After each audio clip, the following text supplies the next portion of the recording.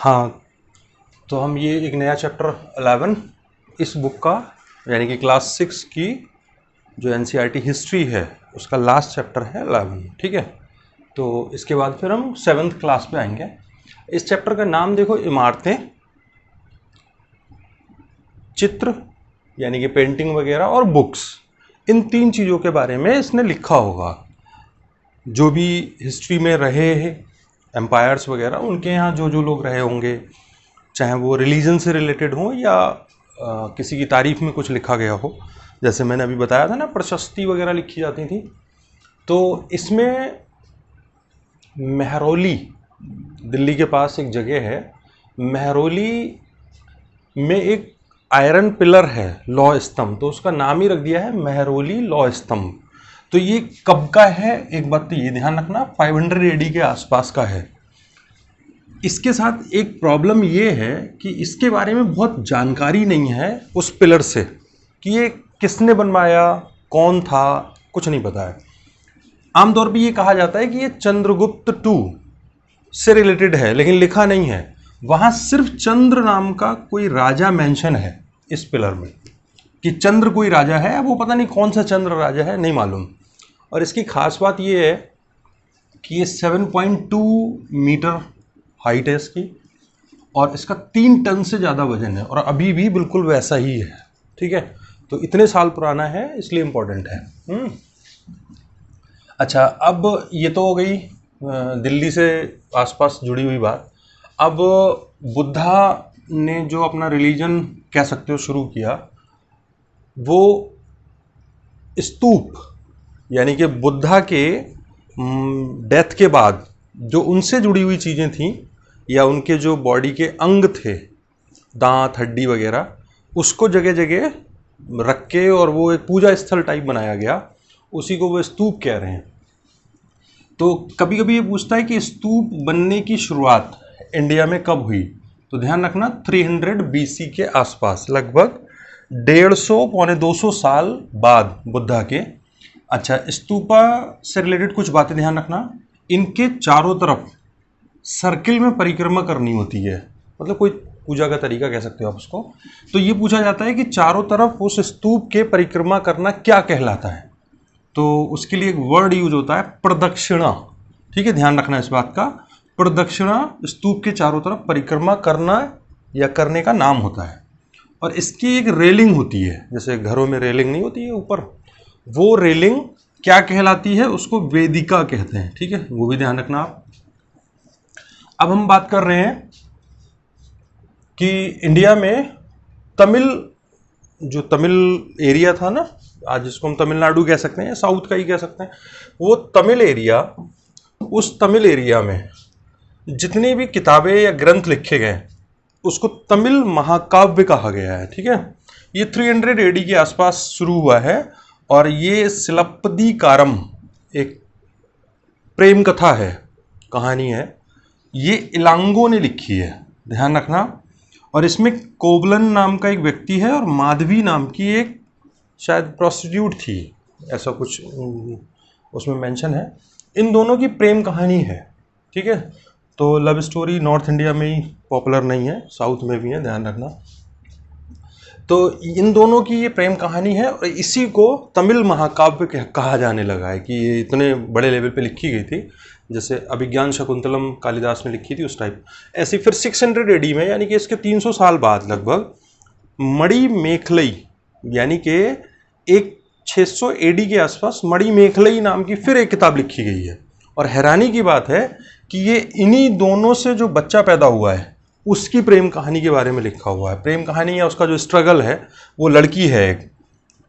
तो ध्यान रखना, मणि मेखलई किसने लिखी, सत्यनार नाम का एक कोई राइटर रहा होगा, और उसने कोवलन और माधवी की जो बेटी है उसकी प्रेम कहानी के बारे, उसकी जीवन के बारे में लिखा है, लाइफ के बारे में लिखा है। अच्छा, अब देखो यहाँ किताबें वगैरह का मेंशन कर रहे हैं ना, किताब लिख रहे हैं, तो किताब किस पे लिखी जाएगी, कागज पे। इसलिए ये इंपॉर्टेंट है कि कागज का आविष्कार किसने किया था, इन्वेंशन ऑफ पेपर ये कह सकते हो आप, ये कहाँ हुआ था, तो ये 100 AD के आसपास चाइना में हुआ है। 100 AD 100 ईस्वी में हुआ है। किसने किया है ये बहुत इंपॉर्टेंट है, ध्यान रखना। काइलून नाम का एक व्यक्ति है चाइना का, उसने ये आविष्कार किया है कि कागज मतलब पेड़ की लुगदी से वो बना रहा है, तो ये उसने किया, काइलून नाम है। अच्छा, यहाँ पे एक एक्स्ट्रा इन्फॉर्मेशन है कि चरक नाम के जो वैद हकीम कह सकते हो आप उसको, चरक का जो पीरियड है वो 200 एडी के आसपास का है। ऐसे सुश्रुत नाम के भी वैद हुए हैं बहुत बड़े, वो 400 एडी के आसपास के हैं, ठीक है। तो चरक और सुश्रुत, इनकी इंफॉर्मेशन थोड़ी सी दी हुई है, वो मैंने मेंशन कर दी यहाँ पे। अब हम यहाँ पे एक पॉज ले रहे हैं। हाँ तो दोस्तों, हम लोग बात कर रहे थे ना कि इससे पहले वाले जो पार्ट में हम बात कर रहे थे, तो उसी से हम आगे बढ़ रहे हैं। देखो उसमें ना फिर पुराण को मेंशन किया गया है। चैप्टर का नाम था ना किताबें वगैरह वगैरह, ये सब चीज़ें, इमारतें, किताबें। तो पुराण बहुत फेमस है, हिंदू रिलीजन से रिलेटेड है। तो पुराण किस लैंग्वेज में लिखे गए? संस्कृत में, ध्यान रखना है इसमें। अच्छा, एक बात और ध्यान रखना, जो पुराण है ये बहुत सारी किताबें हैं, जैसे भविष्य पुराण, ये पुराण, ऐसे इस टाइप के।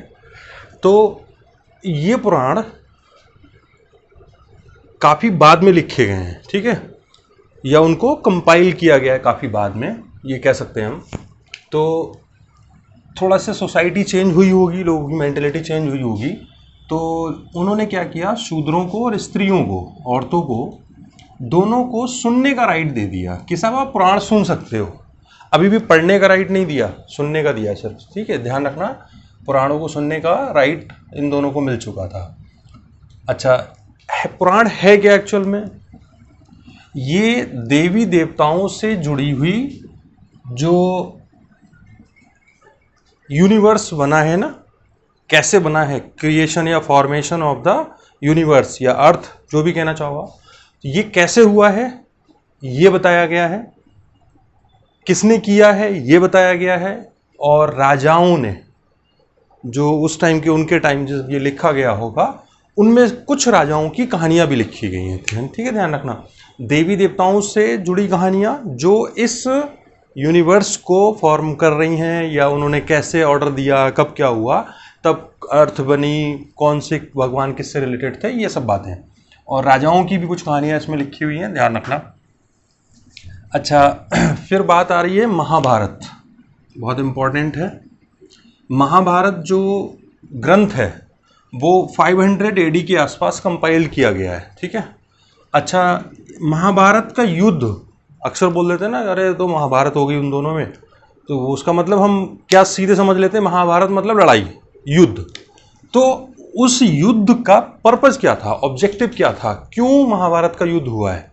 तो ध्यान रखना, महाभारत का युद्ध होने का रीजन था, एक पुरु डायनेस्टी है, पुरु वंश है, ये इन अपनी राजधानी हस्तिनापुर, ये हस्तिनापुर राजधानी है, इसको हथियाने के लिए या इस पर कब्जा करने के लिए ये युद्ध हुआ है। पुरुवंश और कुरुवंश, यही दो है ना, तो इसको गद्दी को हासिल करने के लिए। अच्छा, हस्तिनापुर शायद मेरठ में ये गांव है, उसके अवशेष कुछ ऐसे मिले हैं। अब वो हस्तिनापुर यही वाला है या कोई और है, वो बिल्कुल 100% वो लोग नहीं कह पाए हैं जो आर्कियोलॉजी से जुड़े हुए हैं। अच्छा, पुराण का और महाभारत का कंपाइलेशन यानी कि संकलन एक जगह किताब की फॉर्म में किसने किया है? तो ध्यान रखना, ऋषि व्यास ने। ये इंपॉर्टेंट बात है, पुराणों का भी और महाभारत का भी, ठीक है। अब हम एक बात, हम अभी समुद्रगुप्त के टाइम पे उनके दरबार में आर्यभट्ट नाम का एक व्यक्ति, वैज्ञानिक कहो, ये थे। तो इनके बारे में कुछ बातें ध्यान रखना। इन्होंने सबसे पहले वृत्त की जो परिधि है ना, जैसे हम कैसे निकालते थे, 2πr करते थे ना इसको, तो ये जो 2πr है, वृत्त की परिधि कैसे निकालनी है, ये इन्होंने ही बताया है, ठीक है। ये इंडिया का इन्वेंशन है वर्ल्ड के लिए। अच्छा, जीरो, शून्य भी इंडियंस ने ही इन्वेंट किया है। जीरो इंडिया से अरब गया, अरब के लोगों ने सीखा कि जीरो भी कुछ हो सकता है, इसकी कोई वैल्यू नहीं है। वो फिर वहाँ से यूरोप गया है और यूरोप के लोगों ने उसका बहुत यूज किया और हमें ही आगे सिखाने लगे बाद में। ठीक है, तो ध्यान रखना, किसी भी वृत्त को, सर्किल को, उसकी परिधि को हम कैसे नाप सकते हैं। जैसे ये है तो ये इसकी परिधि हो गई ना, इसको कैसे नाप सकते हैं, ये आर्यभट्ट ने बताया। दूसरी बात, इन्होंने आर्यभट्टियम नाम की किताब लिखी है अपनी, ये भी ध्यान रखना, हालांकि नाम से ही याद रहेगा आपको। एक और इम्पॉर्टेंट बात इन्होंने ये कही कि दिन और रात, दिन के बाद रात होना, रात के बाद दिन होना, ये क्यों होता है। तो इन्होंने बताया कि अर्थ घूमती है, रोटेट करती है, इसलिए होता है। ठीक है, तो ये भी ध्यान रखना कि दिन रात का होना अर्थ के रोटेशन की वजह से होता है। ये किसने बताया, तो आर्यभट्ट ने। ठीक है, अच्छा, हम यहाँ रामायण को भी डिस्कस में रखें, इम्पॉर्टेंट है, धर्म ग्रंथ भी है और हिस्ट्री के बारे में बहुत सारी बातें भी बताता है। तो रामायण, जैसे आप अयोध्या है जिसको फैज़ाबाद कहते थे, मतलब अब उसको अयोध्या डिस्ट्रिक्ट ही कह देते हैं, क्योंकि पहले फैज़ाबाद के अंदर एक तहसील थी अयोध्या, अब उसका नाम पूरे फैज़ाबाद डिस्ट्रिक्ट का ही नाम अयोध्या कर दिया गया। तो ये जो अयोध्या है ये भगवान राम से जुड़ी हुई है। ठीक है, और ये रामायण की कहानी इसी अयोध्या, आज का जो अयोध्या है फैज़ाबाद, उसके इर्द गिर्द एक बहुत बड़ा एम्पायर था कौशल नाम का। इसी कौशल में राजा दशरथ थे और इनके बेटे राम, इनसे ये कहानी जुड़ रही है, भगवान राम की कहानी, कौशल के राजकुमार, राजधानी अयोध्या। और किसने लिखी है ये, तो ध्यान रखना वाल्मीकि ने लिखी है। ठीक है, तो ये इम्पॉर्टेंट डिस्कशन था जो क्लास 6 की एनसीईआरटी हिस्ट्री वाली, उसमें जो जो इम्पोर्टेंट बातें थीं वो मैंने आपको सब बताई। ठीक है, अब आप एक बात ध्यान रखना, आपने, आप में से जिन लोगों ने ये सारे लेक्चर्स सुन लिए अच्छी बात है, जिन्होंने नहीं सुने वो भी, आप ये अगर सारे वीडियो आप देखोगे टाइम के हिसाब से, तो मेरे हिसाब से 2 घंटे से ज़्यादा का नहीं है। सारे 11 चैप्टर हैं, 11 चैप्टर 2 घंटे से ज़्यादा के नहीं, यानी कि एक एनसीईआरटी की बुक, उसमें जो भी इंपॉर्टेंट पॉइंट है वो मैंने हर पॉइंट डिस्कस किया है। तो 2 घंटे में आप पूरी 6 क्लास की हिस्ट्री को सुन लो, दिमाग में बिठा लो, एक एक पॉइंट याद हो जाएगा। ठीक है, तो जिन लोगों ने सभी वीडियो सुन लिए हैं, देख लिए हैं, वो एक बार शुरू से पहले वीडियो से 2 घंटे तक सारे वीडियो फिनिश कर दें, रिवीजन भी हो जाएगा और एक फ्लो भी बन जाएगा आपके दिमाग में। ठीक है, अब नेक्स्ट क्लास या नेक्स्ट डिस्कशन में हम लोग क्लास 7 हिस्ट्री को डिस्कस करेंगे। ठीक है, ओके, बाय बाय।